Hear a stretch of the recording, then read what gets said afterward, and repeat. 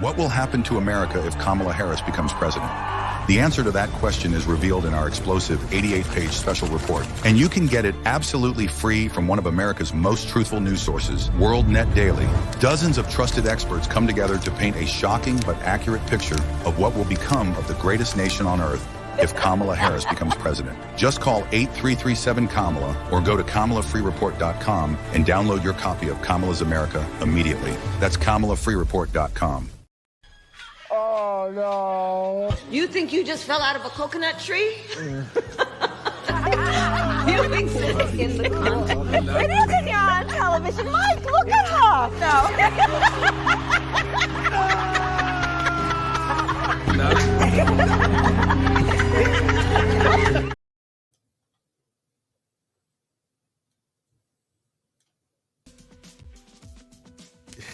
You're killing me, Josh. I love it. Oh, man. WorldNetDaily, we are live. It is October 25th, 2024. We're, 10 days? Something like that. Less than 2 weeks to go before the election. And the Democrats are in full-blown panic mode, everybody. They are in full-blown panic mode. I mean, we know that they always claim Nazi this and Hitler that, but here we go. Like clockwork, right, Josh? Like clockwork. Matt, they're freaking out. We're going to show you all the clips of how they're freaking out. But it is kind of funny. It is as we show in the thumbnail, it's Russia, as Tucker used to say, Russia, Russia, Russia, Nazis, fascists. Yeah. Full-blown flip-out mode, which is it's kind of nice to see. It is, because it means that our predictions are correct, right? Like when they have nothing left, they always resort to this. Yeah. And honestly, Josh, I don't know how is this supposed to encourage. Is this there's probably 12 undecided voters in America right now.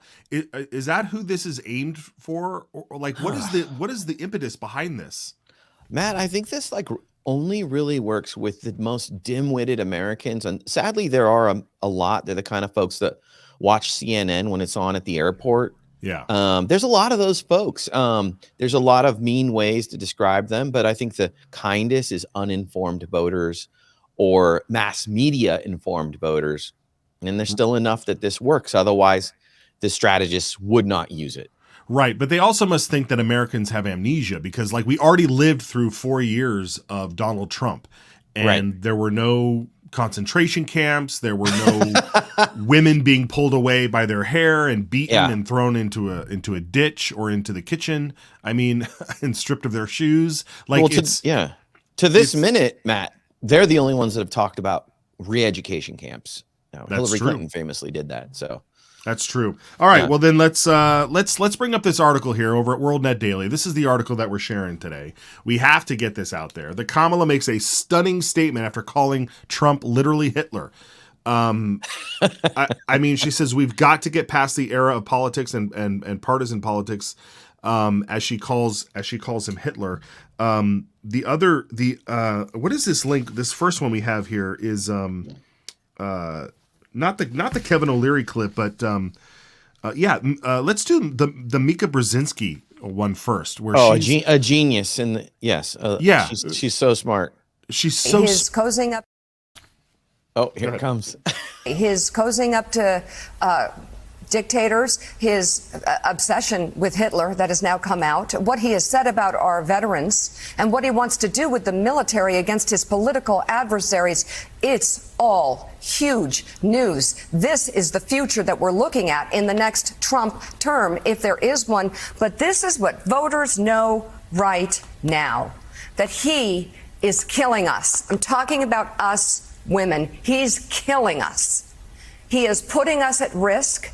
He is making us afraid to have babies. He is putting our reproductive health at risk, and some women have died already because of this. So we can see right now what's coming. These headlines, and very good reporting, by the way, that shouldn't be questioned by idiots about what Trump has said about Hitler. That's incredibly important to know. But I do understand that people who are busy and that are people who are just tapping in may not be able to comprehend, because we've been free. We've been comfortable. We cannot comprehend that. And I understand that. I validate that it is hard to go from here to there. It is where we're going. I hope we don't find out the hard way. But what's happening with women right now is real, and it is playing out across America. Oh my gosh. He's killing us.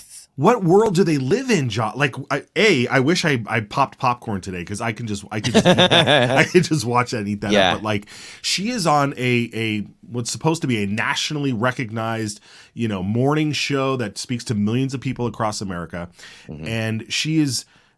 And this is what they do. They talk about his comments about Hitler, his comments about veterans, regardless that they're all hoaxes, but they don't even need to say what those comments are anymore. They just take that narrative and then they move past the truth or the fakeness behind it, and then they just use that as part of their rhetoric. When you hear somebody speak like that, all you can think of is to say, well, if this truly is Hitler, then we've said it on the show, then we need to go eliminate that person. The rhetoric here is so dangerous. It's so dangerous. They know it, but also look at this emotion, right? She looked like she was going to cry the whole time. They're killing us. They're not letting us have babies. I think, unfortunately, this does land with a certain group of people that maybe repeat the talking point, a threat to our democracy, right? This brainwashing garbage really does work. What are they going to do? Actually, chat, folks, if you're watching, comment into the chat for us. What are we supposed to, how are we supposed to address these people if Trump wins? And of course, nothing happens as it's likely to be. It didn't happen before. Yeah. So do we call for these people? Because that's the thing about conservatives. We're really busy living our lives, raising our families, our grandkids, our kids. So we forget these nut jobs are over there yelling about the end of the world and Nazis and Russia. So let's say Trump's going to win, and first thing he's going to do is really go hard on trying to get the economy recovered. But these guys, they need to apologize. They need to have some way to let us know they were wrong. My guess is they won't, but there should be a popular consequence for these folks. And I don't mean what they say, camps and all that garbage. I just mean they need to come out and say, I was dumb. I was wrong. It's funny when we see, we make fun of Chris Cuomo a lot, but I gotta give it to him. Like, sometimes he comes out and says, I was wrong. And you gotta go, okay, good for you. What you see something happen over on the Young Turks.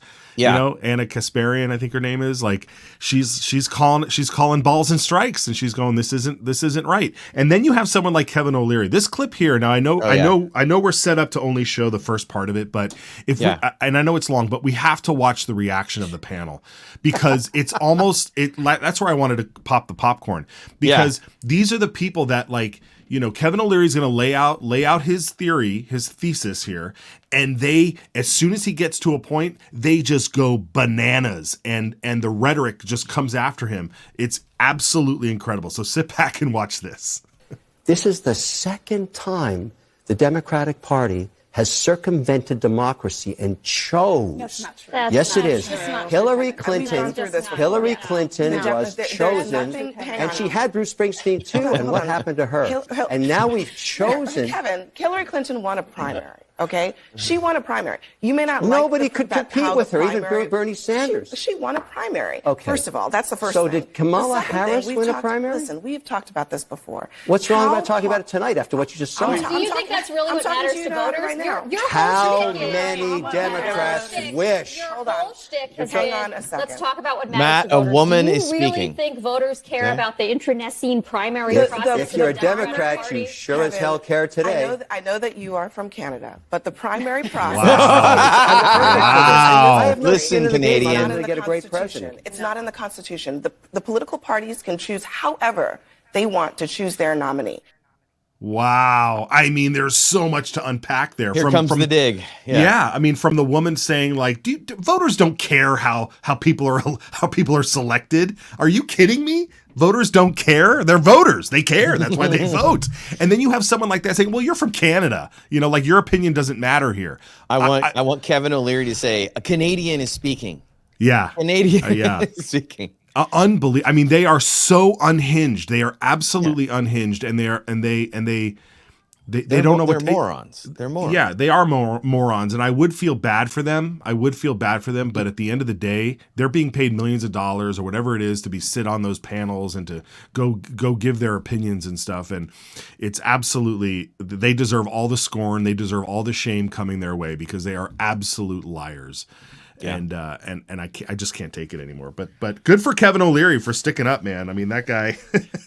What do they call him? He's from Shark Tank, right? Yeah. I forget he has a nickname. Yeah. The Canadian. Yeah, the Canadian.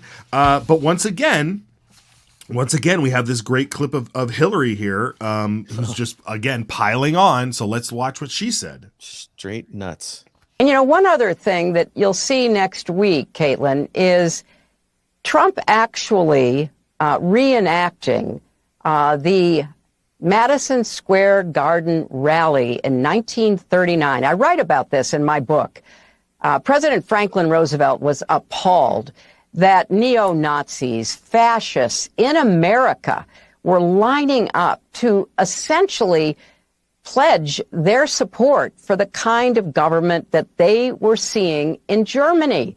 So I don't think we can ignore it. Josh, this is, I mean, not only is she claiming Donald Trump is like a Hitler type, but she's saying that everybody lining up in New York City to go to that rally are Nazis. They must be, Matt. Yeah. I mean, this is completely off the charts. This is absolutely asinine. Like for someone who is this close to being the president, 8 years ago, for her to, and she said it back then, half the country is a basket of deplorables. Like she has been beating this drum for a long time, and this is all they have is to go after you folks, go after you. You Nazis! How dare you? Yeah, and let me remind the connection that she tries to make here that he's having a rally in Madison Square Garden where some weird Nazis had a rally 80 years ago.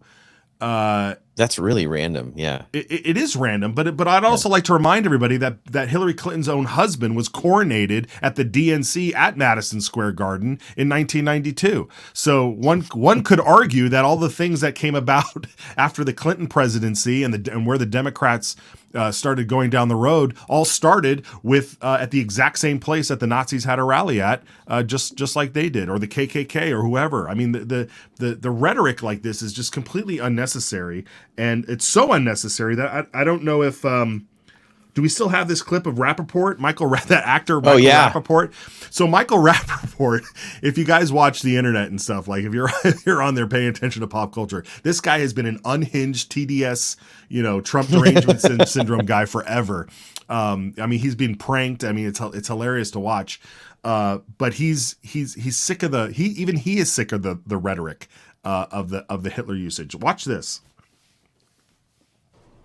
Donald Trump, pig Donald Trump, call him whatever you want. I've given you gem after gem for years, but stop with the Hitler shit. Stop with the Hitler shit.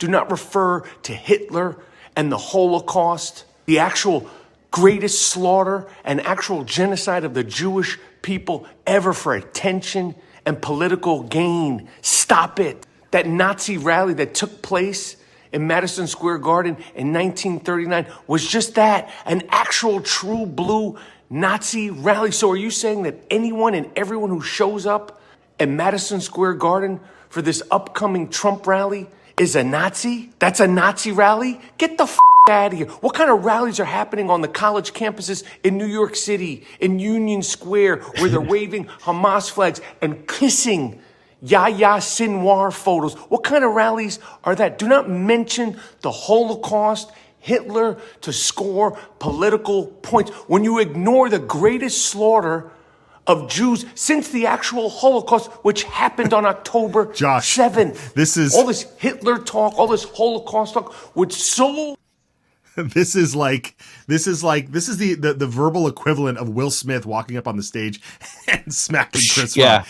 Get that name out of your mouth, right? I mean, it's all they can do is this Hitler, and they do it all the time, right, Josh? They do it all the time. We have a collage here of how they've called Hitler over the years. So down there, you've got someone in a Nixon mask, with the Hitler salute. You have street art with Romney as Hitler. You've got a guy out there with a sign, Bush equals Hitler. And look, even big time Trump supporter, big time Kamala Harris supporter, Dick Cheney, in a Goebbels outfit or whatever it is, in the bottom right there. This is what they do. They call Hitler all the time. So like, what? How is this supposed to change anybody's mind? Because Bush won twice, right? It's Nixon won literally twice. It's literally the meme. Everything I hate is Hitler. It's just. But I am glad, even though Michael Rappaport is an unhinged lunatic, I am glad that even he had the common sense to understand that, like, hey, this has gone too far. That's how far the left has gone now, that even super libs like Rappaport are like, hold on. And he's Jewish, right? So he's like, hold on. Let's reserve the Holocaust and Hitler for true evil. It's even a big deal that he's said that, because so many people have stayed silent on that fact. It's pretty astounding. And he just actually appreciates how bad the Holocaust was and Hitler was. So we can't ever get them to stop using this language, this hyperbolic language. We'll never get them to stop. But it at least is good when someone will say, hey, let's reserve that for, real evil, which to them, they can't discern evil, even if it was right in front of their face, Matt, just like they can't discern gender or anything that we would normally call evil or perverted. They can't see it, so they always call the wrong thing the wrong thing. Yeah, but the media elites, they'll continue to pound this narrative. Oh yeah, and at the same time, they're trying to, I think, soften the blow a little bit by projecting about what might happen. Here's CNN warning that Trump could very well win the popular vote. Let's watch this clip. Michael Dukakis. So the fact that the polls right now are so close, John, the fact that Donald Trump has a legitimate shot of winning the popular vote is something I think a lot of folks, including in my line of work, really didn't think could possibly happen when Donald Trump was running last time around. He could make history, not just for Donald Trump, for a Republican candidate as well. Now, there are some reasons for this, and I think Democrats' heads are all exploding out there watching this right now. There are some reasons for this, which you're going to explain, but also begin to raise the possibility that we could see the reverse. We could see the reverse of things we've seen, where a Republican wins the popular vote, but there's a chance for the Democrat to win the Electoral College. Yeah, part of my job is to warn our viewers on either side of the aisle of an event that may occur that they don't necessarily like, and Donald Trump winning the popular vote could absolutely happen. You might as well wrap your minds around it now, folks, if you don't like Donald Trump. Part of my job, folks. Okay, guys, are they not teeing us up there right there for, I mean, that's a little obvious. Hey guys, I know you think he's going to win, but something could happen. This popular vote, it's not what everyone thinks. That is really suspect to me. That's really alarming. Like, what are they foreshadowing there? I don't know, but you go ahead. No, I mean, this is what I'm expecting on the night. Right. Well, so. I think if you kind of just take it at its surface level, I think what we're looking at here is, the fact that only one time since 1988 has the winner won the popular vote. I'm sorry, that the Republican has won the popular vote and the White House. Right. And part of that reason, of course, is if you want to break it down, is that we know that we have the Electoral College. So we don't win by popular vote. And when you have a massive amount of people in places like New York City and Los Angeles and Chicago and Atlanta they all think the same and they all show up to vote. I mean, that's where you get the popular vote totals are so high for Democrats. And Josh, this is why I'm thinking, like, Trump he was in Coachella, outside Palm Springs, outside Los Angeles County in Southern California. He's going to Madison Square Garden. He's been in New York multiple times, like on Long Island or up in the Bronx or wherever he was. Like, he's going to these places to try and drive up the turnout in these traditionally blue states where the state is not going to go for him, but if he can chip away, I mean, you're talking, if you take the numbers at face value, 76 million he had in 2020 versus the 81 million that Biden had, that's 5 million, right? And so if you start to drum those numbers up, maybe you can overtake the popular vote. Yeah, it could be possible. I remember when Hillary Clinton lost to Trump, wasn't she like constantly saying, well, I won the popular vote? I feel like she was saying that everywhere as if it means anything. They'll do that again if it's possible, for sure. Absolutely. And Trump being a populist. Yeah. I mean, he hates that. Yeah. And somebody called it the great white whale, like he wants to get the popular vote. And if you follow Trump and you listen to what he's saying, I can't disagree with that is something that he is actively trying to make sure happens, that he wins the popular vote. I mean, if he takes the Electoral College, with 300 plus electoral votes, and he wins the popular vote, I mean, you're talking about a huge mandate here that is going to be unstoppable. Unstoppable. Yeah. Okay. With that, Trump is surging. So this is the good news. So here's a clip that kind of explains what's happening with the early votes in these swing states that are causing the Democrats to panic. As we said yesterday, don't overread the early vote. Okay. It can change. We don't know exactly who's casting these ballots, how they're voting, etc.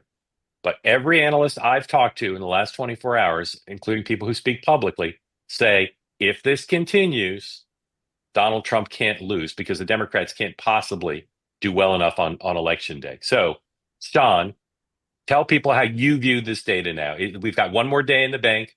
Every state is either bad for Democrats or not good for Democrats. How are you reading it? I mean, like I said, I've spent cycles on my heels trying to explain the cannibalization of election day voters. I had Seth Keshel on the show last night. You've had him on before. We went through the data. It is unbelievable. Like, it's almost too good to be true on our side. So I don't want to get giddy or excited. But when someone like Ralston, and just out of context, I mean, Ralston has not been a friend to Republicans over the decades. It has to admit, but he's mostly an honest broker. He's not going to write. I have a different view. But I will say this: when my view, which is what you were asking, is when someone like Ralston has to admit something like this, that's a big deal. And so I feel very, very good about not just Nevada, but I think the folks in North Carolina that I talked to and the folks in Georgia are absolutely giddy.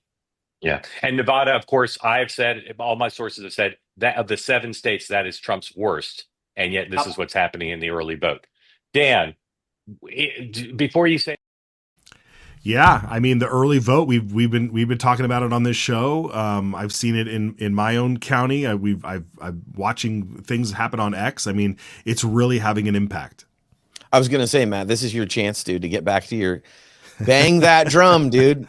That's right. Early voting. Early voting. I want to see you folks out there. Give me your comment. Did you vote today? Today is, I mean, it really is a game changer right now. And it's what has driven the Democrats' success for decades, for absolutely decades, is this whole notion that they've opened up this idea of early voting. I mean, when you look at a state like Washington that is only mail-in ballots, you don't even show up there's no polls to show up to. It's all early voting mail-in ballots. I mean, and the whole state does it. That's kind of mind blowing. It boggles the mind that that's where we're at, and you wonder why these states go blue. I mean, Washington was a red state. Oregon was. I mean, all of the left coast states were. This was the Wild West. It was rugged. It was pull your boots up by your bootstraps kind of mentality, and it's just been taken over by these strategic elements that you see running across the country. And it's going on today when you see states like ours that is dealing with ranked choice voting on the ballot and closing the primaries or opening them up or doing whatever they want to do with, just basically monkeying with the system. There's plenty of states that are dealing with this idea of ranked choice voting. Alaska's trying to get rid of it. They implemented it. Now they're trying to get rid of it. And it really is an assault on our on democracy when you're messing with how we actually do voting in this country. And when you look across the Atlantic at countries like France, I mean, you're talking about what are they? What are they? A country of like 30 million people, 30 or 40 million people that they all vote on one day. Yeah. And they find out that night who won. How hard is that? How hard is that? It's not hard. We used to do it. We could do it again. And if we have another wild election, I think it'll be up to in a negative way. I think we'll need reform. If we can ever get it, if we can get power back, we need reform on voting. I can't even begin to start to war game what happens after if we don't. I can't either. I mean, I just can't either. I don't know. I don't know. I guess we can take note of what they might do. They're going to go after the rest of us, and first target, of course, is Elon Musk. Yeah. I mean, here is somebody who is just a game changer. Yeah, and Keith Olbermann here. We need to arrest and detain Elon Musk immediately. Somebody retweeted this. Okay, Commissar. Yeah, and they said, "Hey, read this tweet in your mind and pretend he has a German accent." We need to arrest Elon immediately. Yeah, I mean, Olbermann is known for being a total nutcase. He's known for that, but he's also kind of it's like the inner monologue of the left. You know what I mean? Like he'll just say on the far side, he'll say, arrest him. And on the other side of the left, they'll say he's killing us. Right. And he's a reliable, useful idiot as the he is, and he's got 1 million followers on X alone. I mean, everybody knows who he is. He's got a foot in the entertainment sports world. He's got a foot in the political world.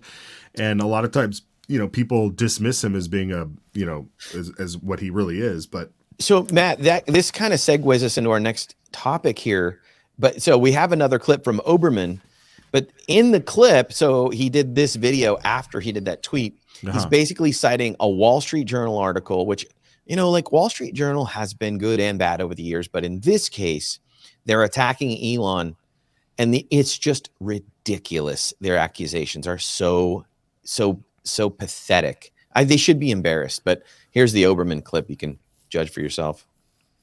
In a bulletin edition of the Friday Countdown podcast, it is absolutely essential for the United States government to immediately sever all connections to Elon Musk and his technological operations, if need be, to seize his assets, including SpaceX, Starlink, and Twitter X, and if need be, detain him, deport him, or take other actions against him. After the Wall Street Journal broke an extraordinary story on Thursday night, to quote it, Elon Musk, the world's richest man and a linchpin of U.S. space efforts, has been in regular contact with Russian President Vladimir Putin since late 2022. The discussions, confirmed by several current and former U.S., European, and Russian officials, touch on personal topics, business, and geopolitical tensions. The journal goes on to report that favors have been asked for the Chinese dictator that Starlink not be used over Taiwan, related from the Chinese dictator in some way to Putin and on to Musk, and that Musk's contact has continued with Putin into this year. Also, you will note the timeline here suggests that Musk only bought Twitter X after his conversations with Putin began, and that there were threats made against Musk's businesses and implicitly against Musk by the Russians. The full details in a startling bulletin edition of the Countdown Friday podcast. It's so laughable, man. Like this is my Willy Wonka meme stance. Yeah, please tell me more. You're doing it. I like it. Yeah, Matt. The article is like what they call in the business a nothing burger. So I'll put some context out for the audience if you don't know. So Elon Musk is in the space business, and up until just a couple years ago, there was no way to get an American into space to the space station. Most people don't know that. They had to take a ride on a Russian Soyuz rocket. Also, the Americans work very, very closely with the Russians because the Russians have a massive space program that we've had to rely on. We have to rely on them for elements of the space station. And early on in Elon's career, he wanted to buy Russian rocket engines. Everyone was trying to do it. And it didn't work out, actually. So what he ended up doing was building his own amazing rocket engine. We'll have some clips of that later. So there's this thing where he has a natural business connection. I would also say that what this Wall Street Journal article did not cover was the fact that I would guarantee you that the head of NASA probably speaks to high-level Russians all the time. They have to, because we have a partnership in space. Even though we're like working against them, we keep our partnership with the Russians in space. And that's what this is. It's nothing more. It's blown out of proportion. There's even a story in there where, like in 2002, Elon went to Russia. That's before we hated the Russians so much, and had a dinner where he supposedly passed out from drinking too much vodka. Wow. What an amazing story. Like, it's a nothing burger. It's really incredible. It really is. And it makes me want to like go into Keith Olbermann's house and search his refrigerator for like Russian dressing, because that would probably be the most direct connection that I could pin on him, you know? Or does he have You German agent. chocolate cake? The Germans? That's funny, dude. I mean, you're absolutely spot on here. I mean, the guy It's so crazy. It's so ridiculous, so crazy. But you reference the rockets and the things that have been going on, which is absolutely amazing. This whole space, you know, watching SpaceX on the side and see what they're doing is phenomenal, and it's something that even it piques the interest of Trump. So much so that this guy, I swear, he's one of their greatest stand-up comedians. And yeah. Just watch how he describes the latest success of SpaceX. Because I'm looking at the screen, I'm seeing this 20-story huge tube pouring down and fire's pouring out of it. And it used to be white, but the heat is thousands of degrees coming down. They say thousands and thousands. So it's been beat up in that trip down. And I see this massive tube is coming down and the fire's burning and it's exploding all over the place. I said, oh my, this is terrible. It's going to crash. What the hell is it? I wasn't even sure. Maybe it was a movie. But I'm looking, it's the news. And I see it, and then all of a sudden, it's going to hit the gantry, and boom, a flame comes out of the left and pushes it over like it was nothing. I say, what the hell?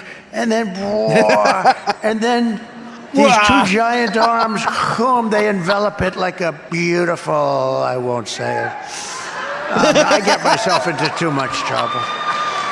When I say that stuff, it's so great. I'd like to, but I'm not going to, because I'm going to be politically correct if you don't mind. You know what Elon says? Like two giant chopsticks. See, wouldn't I be better off if I said that? He was gonna say like a woman. He was gonna say it because he's that kind of guy. Yeah, and it's hilarious. Which actually would have been nice. You know, you want to hug it like a bit, like, you know, like you haven't seen your wife in years. She comes back from space, and I mean, it's so great. It's so great. He's a caricature of himself. It's incredible. I think we need to put some music to that clip. We'll show it again, like on another show. Just, you know, like awe-inspiring music, like Chariots of Fire or something. Oh yeah, it's such a good clip. And okay, I got to geek out here for the audience, but yeah. So yeah, this is the Starship rocket. I forgot the booster name. Gosh, I'm terrible. Well, anyways, this is the booster section coming back and literally being caught in the air by giant arms. That thing is essentially 230 feet long, right? It's the largest thing we've ever put into space. Yeah, it looks fake, right? Because you don't have like scale to see what it is. Right. Did we have another image of it landing? I can't remember if we had another. Anyways, it's a big deal. And if we weren't so distracted by like everything nowadays, like Diddy and politics and all this garbage, right? It would actually be a monumental moment. But instead, all they can do is attack Elon. And by the way, you know who really wants the attacks on Elon to work are the Chinese. And I'll explain why. They are working around the clock to make a giant reusable rocket, and they just can't do it. They keep falling out of the air. They keep crashing. And a major advantage globally will be a big space rocket like this. And they're trying as hard as they can. And Elon's he's making it real.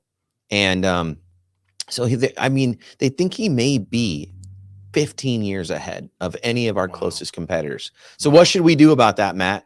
We should kill him with red tape, and maybe even up to Oberman, throw him in jail. This is insanity. And again, you have to wonder: is Keith Olbermann's kitchen filled with Chinese chicken salads? Because I mean, he's an agent actively, now. They are actively working to destroy Elon Musk and America's ability to stay ahead in the space race.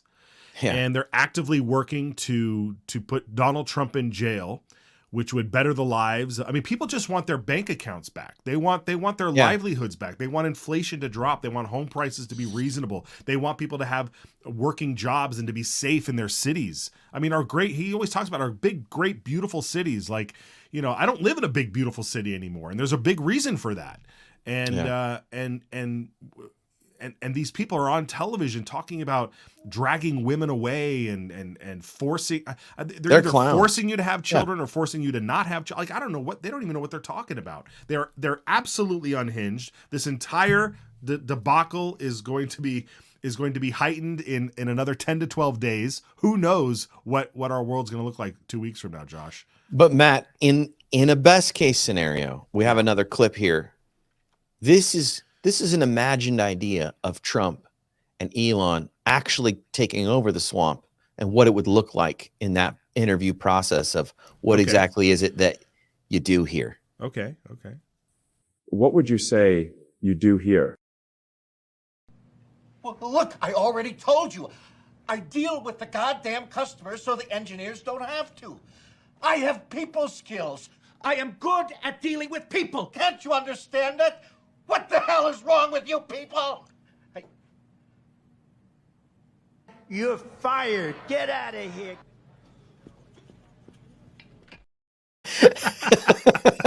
Oh my God, that's a brilliant film. Oh my God. Office Space, everybody, if you haven't seen it, and if you've had the misfortune of ever working in a corporate environment, it might as well be a documentary. Yeah, it really is. And that's such a great moment because you're right. I mean, if there is the Department of Efficiency or whatever it is they want to call it. I mean, when Bob and Bob show up and it's Elon and Trump, the Bobs show up, man. That's exactly what it's going to look like. And we already saw that happen at Twitter. I mean, I think when Elon took over Twitter, he laid off like 80% of the staff there. Yeah. And it works better than ever now. And it works better than ever. I mean, the features and everything that's on X is absolutely incredible.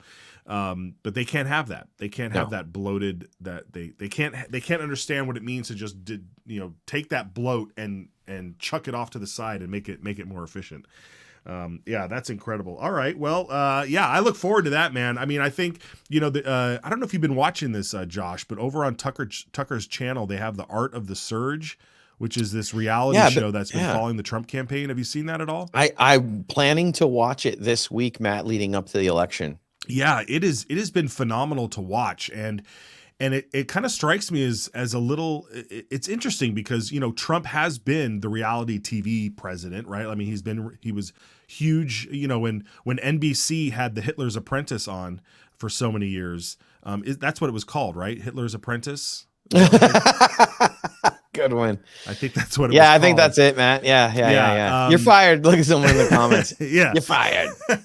I mean, they had it on for so long that they made fun of this, but now we do get to watch a sort of a reality show behind the scenes of on Tucker's channel. So I encourage everybody, and I think they released the first episode on X too for free. So I just saw that. Yeah, that's so you can watch it there too.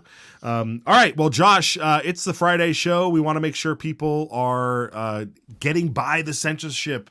And how do we do that? Yeah, guys, speaking of X, we have tons of content over at first our X channel, WorldNetDaily, over at X, and then our Rumble channel. Hopefully you're watching this stream on Rumble. Yes.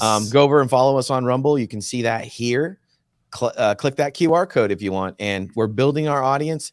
Hey, we need you to, here's my chance. This is what all the YouTuber people say. Yeah, smash. Smash. Like and subscribe, please, folks. Go over there. Hit the subscribe button. Put the app on your phone. It's great. And it's the alternative. Hey, you have like 10 days now to get alternative media sources. 11 days to get alternative media sources get on your set up. device before it's too late. Okay, the other one is Telegram. Love you to go to our Telegram. There's a lot of crazy stuff over there that we, you can't really put on other platforms, but it's all truth.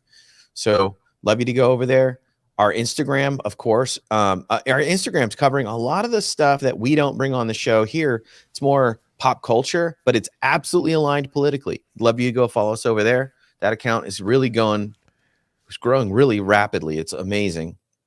And of course, True Matt Edwards. That's me.